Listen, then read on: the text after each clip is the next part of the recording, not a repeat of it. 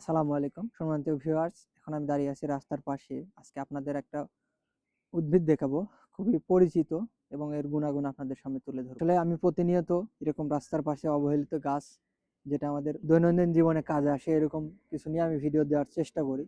তো আপনারা সবাই আমার ভিডিওগুলো দেখে কমেন্ট করার চেষ্টা করবেন ভিডিওগুলো কেমন হয়। আর তাছাড়া হচ্ছে যে আমার চ্যানেলে যারা নতুন তারা অবশ্যই আমার চ্যানেলটি সাবস্ক্রাইব করবেন, কারণ আমি প্রতিনিয়ত এরকম ভিডিও দিয়ে থাকি। তো চলুন বেশি কথা না বলে ভিডিওতে চলে যাই। আজকে আমি রাস্তার পাশেই দেখলাম একটি গাছ, দেখতে পাচ্ছেন যে হচ্ছে আমার সামনে এই উদ্ভিদগুলো এখানে একটা তারা ঝোপ আকারে হয়ে আছে।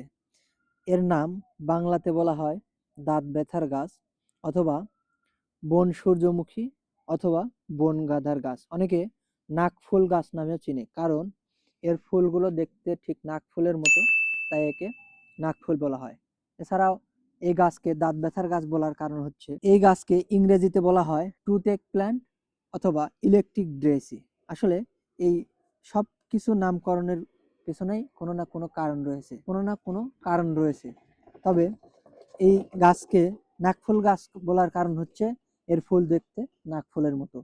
এছাড়াও একে টুথ প্ল্যান্ট বলার কারণ হচ্ছে এই গাছের ফুল কারো যদি দাঁত ব্যথা করে, তাহলে দাঁত ব্যথার সেই স্থানে এই গাছের ফুল সেখানে দিয়ে রাখলে অথবা কিছুক্ষণ পাতা চিবালে ওই দাঁত ব্যথা সাময়িক সময়ের জন্য উপশম হয়, অথবা সেইখানে একটা অবশ অনুভূত হয়। তো এই কারণে একে দাঁত ব্যথার গাছ বলা হয়।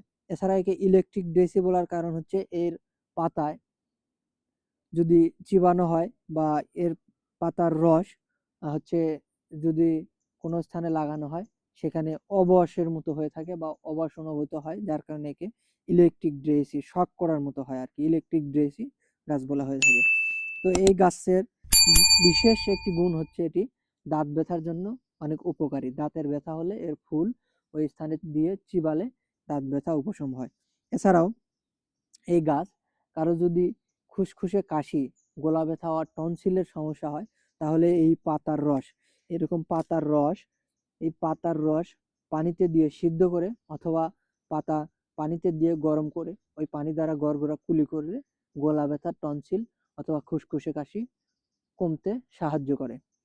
এছাড়াও এই গাছের পাতা দ্বারা কোথাও ঘাও বা কেটে গেলে এর পাতা সরাসরি বেটে লাগালে সেই ঘা দ্রুত শুকায়।